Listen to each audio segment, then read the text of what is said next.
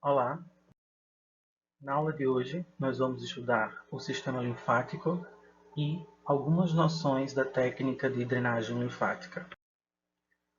O sistema linfático e, consequentemente, a linfa, que é o que esse sistema produz, é uma das partes do sistema vascular responsável pela manutenção do fluido em torno da célula do corpo através de numerosos mecanismos que funcionam em conjunto.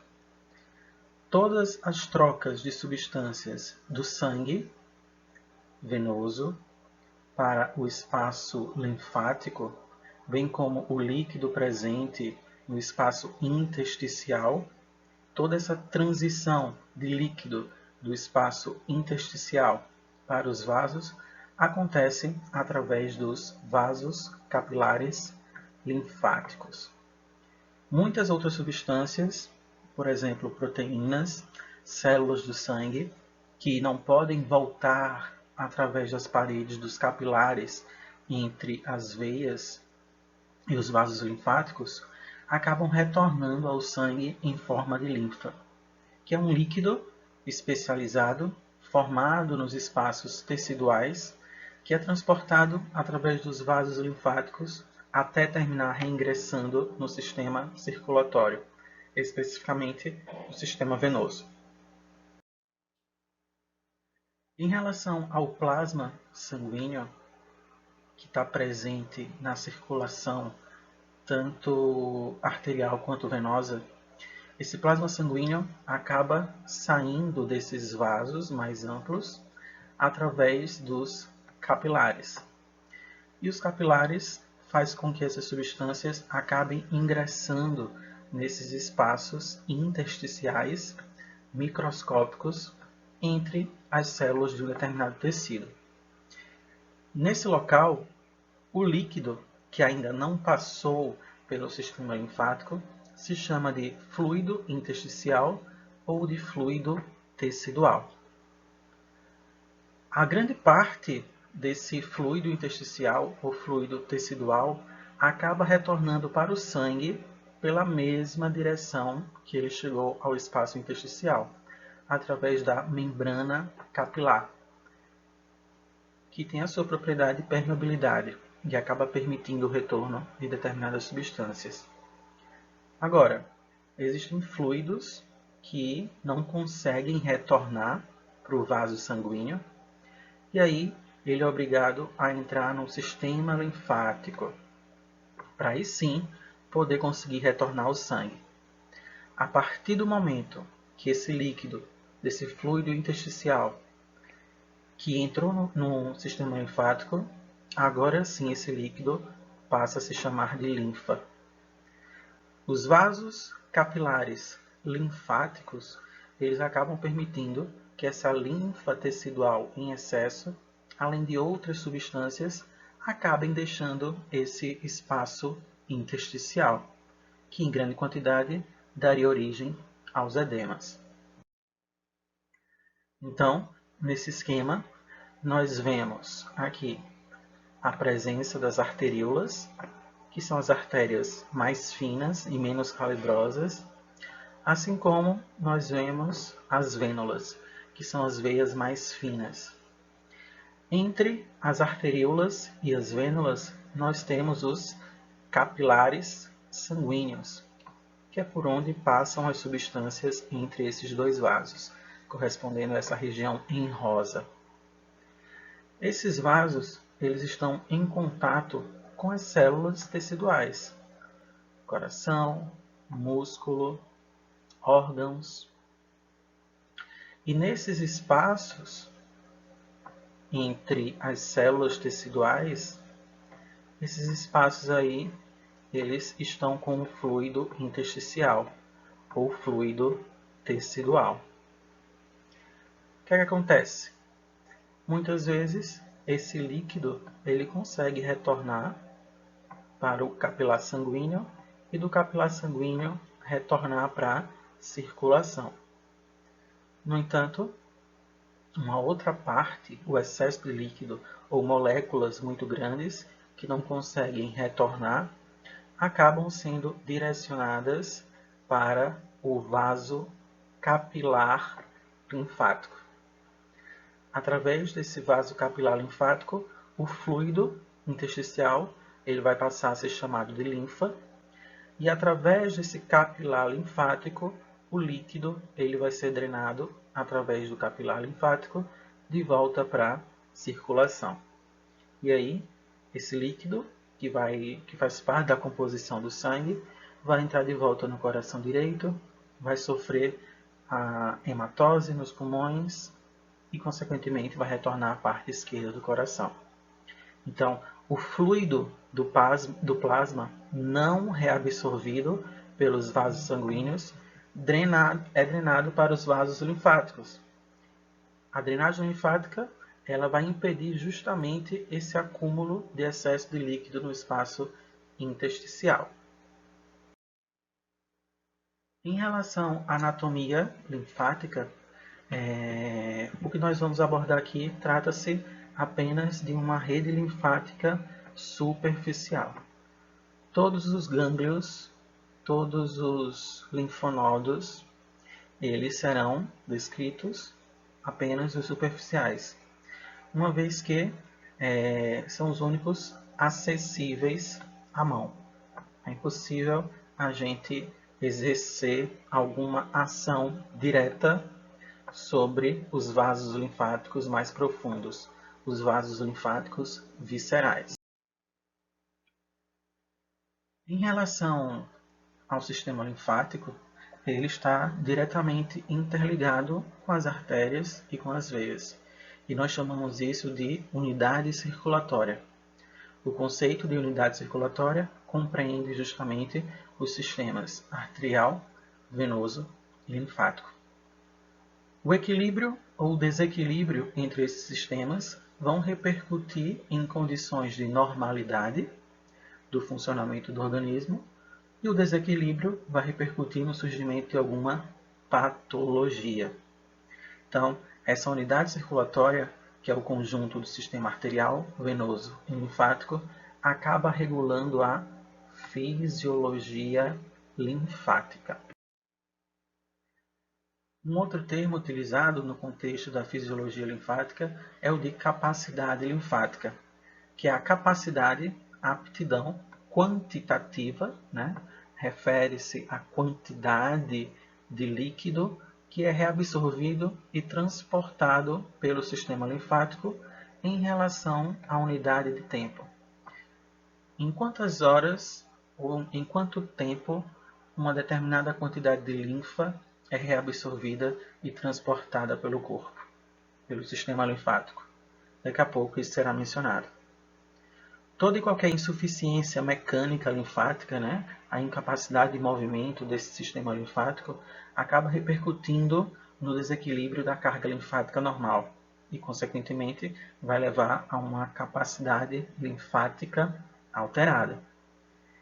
No contexto de sistema linfático, quando essa capacidade linfática ela está reduzida, ou seja, quando o sistema linfático não tem condições de remover, de transportar água e proteína na quantidade correta e no tempo necessário, vai surgir o edema.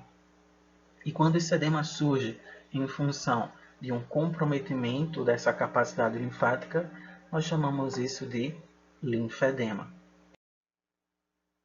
A linfa, como já foi mencionado, que é o líquido intersticial que adentrou ao sistema linfático, ele é formado, né, esse líquido acaba adentrando as unidades linfáticas mediante aos três fenômenos de microcirculação capilar: difusão, osmose e pressão oncótica. Então, difusão trata-se de quê? Da passagem de um determinado soluto de um meio de maior concentração para um meio de menor concentração. Na osmose, não temos o movimento do soluto, nós temos o movimento da água de uma solução muito diluída para uma solução menos concentrada. Já a pressão oncótica trata-se, na verdade, da interação que existe entre as proteínas e a retenção de líquido pelo corpo. Então, essa pressão oncótica trata-se, na verdade, de uma pressão que essas proteínas exercem dentro do plasma. A linfa, naturalmente, ela é bombeada pelo corpo através da aspiração venosa. Então, quando existe o bombeamento de sangue pelas veias, pelo batimento cardíaco, pela contração muscular, existe ali uma área de vácuo que acaba puxando esse líquido do vaso linfático pela ação do sistema venoso. Além disso, os próprios batimentos arteriais, decorrentes dos batimentos cardíacos, também acabam impactando na movimentação da linfa pelos vasos linfáticos. Além disso, as pressões intratorácicas respiratórias também são importantes para que haja movimentação da linfa pelo corpo. A partir do momento que o indivíduo inspira e o diafragma rebaixa, existe um aumento aí da pressão intraabdominal que serve e é importante para o bombeamento dessa linfa pelo corpo. Além disso, as próprias contrações musculares, os movimentos de deslizamento das fibras contráteis também acabam repercutindo na forma como essa linfa é distribuída pelo corpo.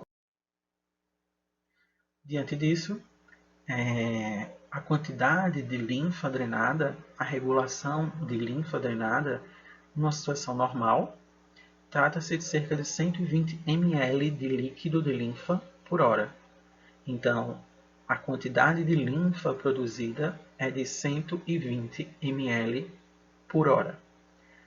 O sistema linfático trabalha de maneira lenta, então não há uma grande produção de linfa dentro da normalidade. Imagine uma situação patológica. O excesso de líquido é impossível de ser drenado rapidamente. E obviamente que essa quantidade de líquido linfático produzido é influenciada pelo nível do sono e redução das atividades motoras, ausência da contração muscular, um trabalho lento do diafragma, o frio, que promove uma vasoconstrição, então isso acaba diminuindo o fluxo de linfa produzido, bem como a fadiga, que impede a atividade muscular também, tensão nervosa, além de outros fatores. Os linfonodos são verdadeiras fossas para onde nós enviamos, estimulamos através da pressão, fazendo o seu esvaziamento. Então, os linfonodos são órgãos importantes dentro do sistema linfático. São as verdadeiras fossas para as quais o líquido será filtrado. Então, os linfonodos eles devem ser pressionados levemente, ao invés de ser estimulados. Por que a pressão? Porque o linfonodo ele não possui musculatura lisa para ser estimulada e induzida à contração. Por isso que para ativar os linfonodos, é importante que seja ali feita uma pressão sobre eles. Esses linfonodos, depois de esvaziados, eles vão criar um espaço. E esse espaço aí vai servir para que a linfa, conduzida pelos vasos linfáticos, seja conduzida até eles, permitindo a evacuação. Nesse sentido, os principais grupos ganglionares estão localizados na região da cabeça e na região próxima ao pescoço. Além disso, nós também temos outros linfonodos em todo o resto do corpo e no sentido distal temos esses linfonodos aqui. Então, entre os linfonodos de cabeça e pericervicais, nós temos os linfonodos temporalis, parótida, ângulos, occipício e terminus. E entre os linfonodos que estão presentes no resto do corpo e no sentido distal, eles estão localizados no acrômio, nos pontos mais superiores e ascendentes do músculo trapézio, além da região axilar, que engloba o membro superior, o tórax e a própria fossa axilar, a axila propriamente dita. Além disso, também possuímos linfonodos nas regiões inguinais, relacionadas ao abdômen, o triângulo de Scarpa na região mais superior da coxa, no entorno da virilha, além da própria região da coxa, anteriormente, posteriormente, medialmente, em todas as partes. Então, na região da cabeça e na região pericervical, nós temos os linfonodos temporalis, parótida, ângulos, que está localizado no ângulo da maxila inferior, o occipício, na parte inferior também do osso occipital, no crânio, e o linfonodo terminus, que é o ponto terminal das vias linfáticas.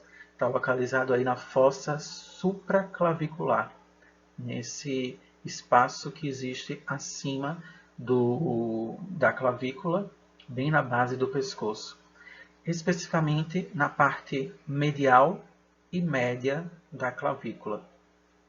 Os outros linfonodos estão localizados na região acromial, na porção superior e ascendente do músculo trapézio.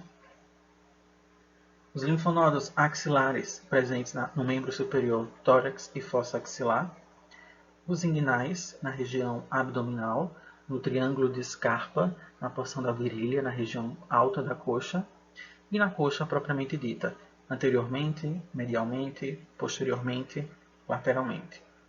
Além disso, nós temos linfonodos na fossa poplítea, atrás do joelho, retromaleolares, na região do tornozelo, e na base do pé, na região da abóbada plantar. Esses linfonodos, esses vasos, eles acabam desembocando, né, em ductos que estão distribuídos desigualmente no corpo, que são os ductos linfático direito e o ducto torácico. O ducto linfático direito é um ducto responsável por captar a linfa que vem dessas regiões em vermelho e se dirigem para a veia subclávia direita. Já o ducto torácico, aqui em amarelo, corresponde a toda essa região. O ducto torácico ele acaba drenando toda a linfa do restante do corpo para a veia subclávia esquerda. E, consequentemente, elas desembocarão na veia cava superior e esse líquido vai direto para o coração. Agora, nós veremos algumas noções de drenagem linfática. A drenagem linfática, ela tem um histórico aí desde antes de 1622. No Ocidente, essa linfa era chamada de sangue branco e já era conhecido na medicina greco-latina. Existiu uma evolução importante em relação ao estudo do sistema linfático desde 1622, quando os vasos linfáticos foram descobertos. Em 1634, existiram estudos que evidenciaram que os vasos linfáticos estavam presentes no ser humano. Até então, os estudos eram realizados em animais. Em 1647, Jean Piquet ele descreveu o ducto torácico e isolou a cisterna do quilo, que é uma região importante também de drenagem linfática, localizada na região abdominal. Tanto que a cisterna do quilo também é chamada de cisterna de Piquet, devido ao seu criador. Em 1652, foi concluída finalmente a identificação de todos os vasos linfáticos do corpo. Depois de um período aí de mais de 100 anos, em 1786, foram publicados alguns livros sobre o sistema linfático e o processo de absorção de linfa no corpo humano. Já em 1787, foi publicado uma iconografia, uma explicação através de imagens sobre o funcionamento e organização dos vasos linfáticos. Já em 1874 e 1886, Marie Sapé publicou 2 livros bastante importantes no sentido de organizar as informações sobre o sistema linfático, de anatomia, fisiologia e patologia dos vasos linfáticos do homem e dos vertebrados, e a descrição iconográfica dos vasos linfáticos. No entanto, nesse período, até 1886, não houve nenhuma melhora clínica, nenhuma consequência terapêutica de tantos estudos. Eram muitas informações, mas essas informações não apresentavam tantos resultados do ponto de vista clínico. A partir de 1892, foi publicado um novo livro, As Inflamações da Pele e do Tecido Conjuntivo, e nesse livro foram propostas as primeiras manobras manuais ordenadas visando mobilizar a linfa produzida no corpo. A partir de 1912, Alex Carrel acabou demonstrando através de alguns estudos que a linfa ela acaba tendo uma função de eliminação de excessos ou de substâncias desnecessárias, uma função imunológica de defesa também, bem como um processo de reparação tecidual. Já a partir de 1932, Emil Boder, que também é um dos grandes nomes na área da drenagem linfática, estabeleceu finalmente a técnica de drenagem linfática, só que inicialmente voltada para sinusites crônicas. A partir de 1936, essa técnica ela se estendeu para o corpo inteiro. É graças a Boder que utilizamos o termo drenagem linfática manual, porque além de fazer as suas aplicações, ele desenvolveu e produziu todas as informações relacionadas a essa aplicação clínica para o corpo inteiro. Emil Boder. A partir de 1950, diferentes profissionais e pesquisadores apresentaram provas científicas necessárias para mostrar a eficácia da drenagem linfática manual, quando os processos de pesquisa utilizaram populações maiores e a testagem da eficácia da drenagem linfática se tornou possível. Em relação à drenagem linfática, propriamente dita, ela pode ser definida como uma terapia manual dos vasos capilares linfáticos. A drenagem linfática ela é destinada a estimular o sistema linfático, eliminando todas as substâncias desnecessárias ou em grande quantidade, renovando a linfa dos tecidos, favorecendo então a reabsorção das substâncias reabsorvíveis e o transporte desse líquido, impedindo que ele fique ali retido no espaço intersticial, sem provocar a filtração a nível de rins.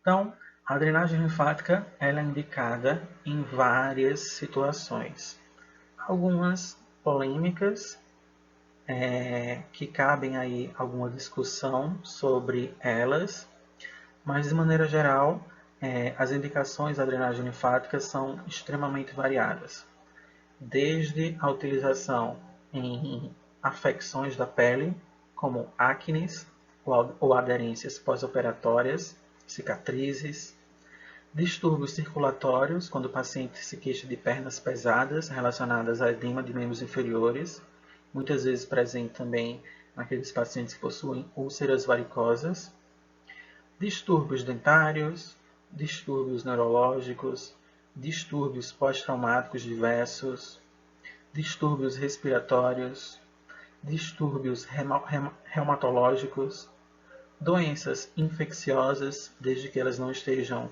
em crise ou ativas, além dos edemas pós-traumáticos e pós-operatórios, como depois de uma mastectomia, um tosse ou alguma fratura, desde que essa fratura também esteja bem consolidada, intoxicações alimentares e medicamentosas e na medicina esportiva, no sentido de tratar as curvaturas, epicondilites e os hematomas.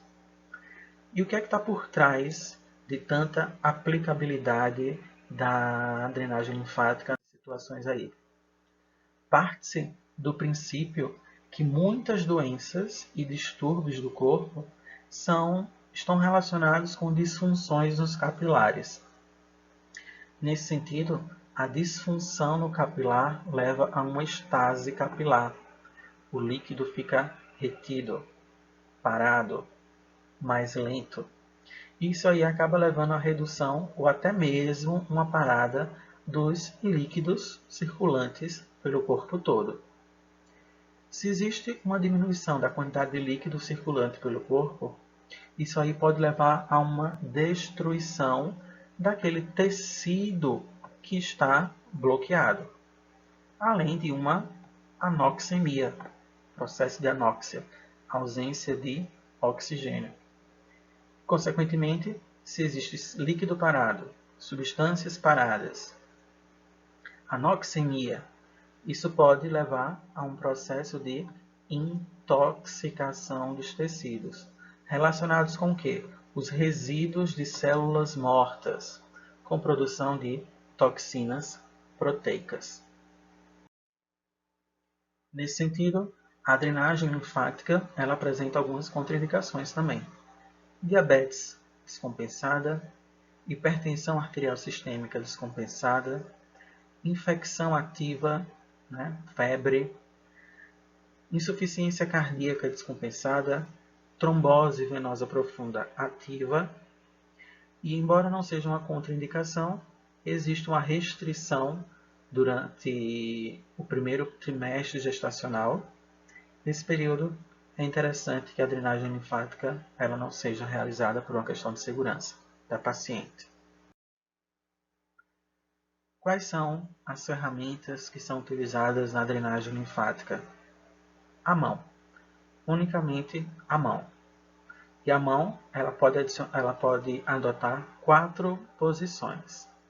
De polegar, quando a falange distal do polegar, passando pelo dedo e se aproximando da região tenar, ela é aplicada no corpo do paciente.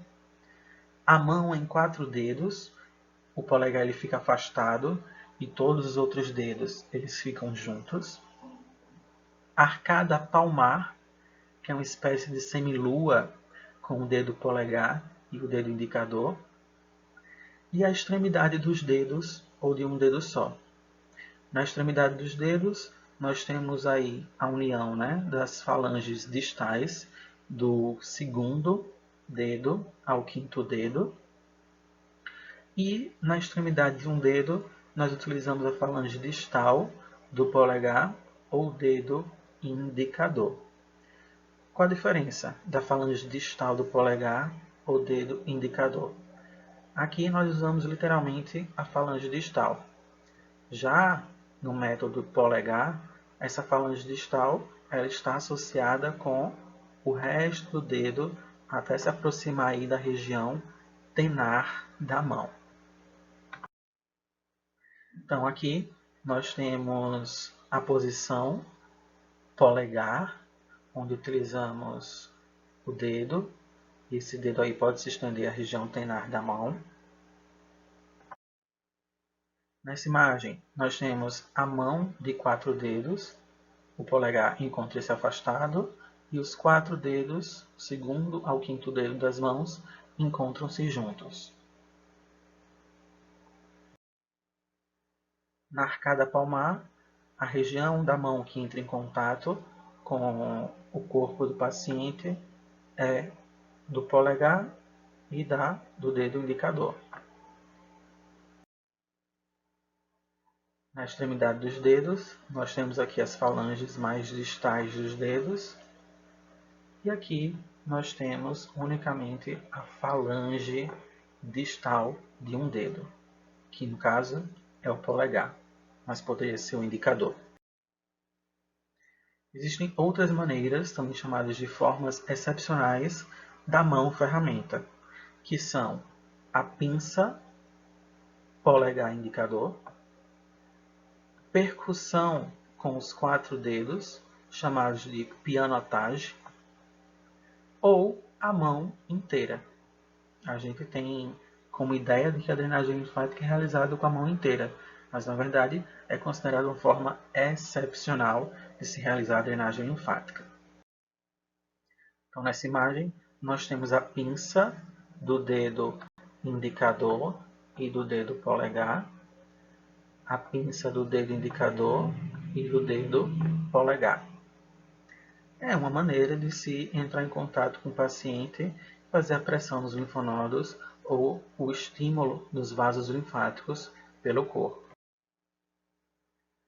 A percussão com os 4 dedos, a gente vai ficar tocando, percutindo a pele do paciente com os 4 dedos, certo?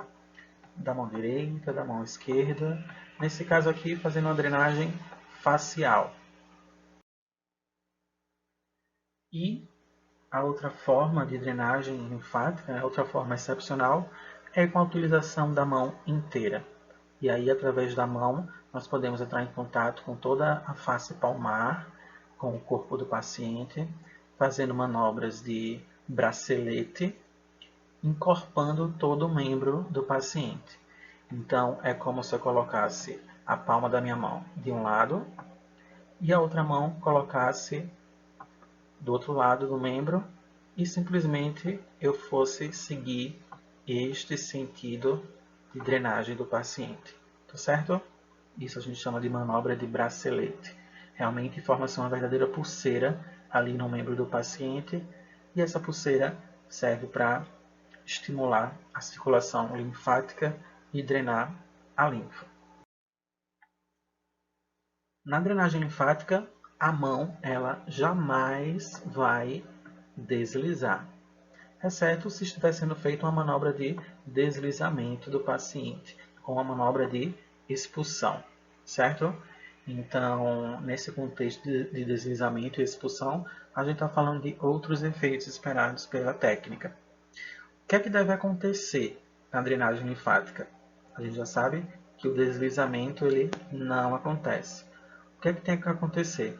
A gente tem que distender, mobilizar o plano superior da pele sobre o seu plano inferior.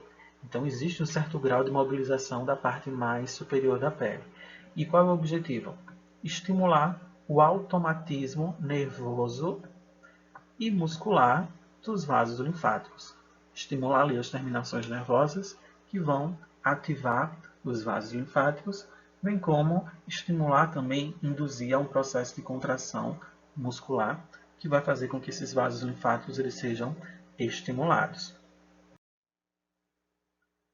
Essa técnica de drenagem linfática ela deve ser feita através de uma técnica elipsoidal, ou seja, a mão vai fazendo movimentos circulares.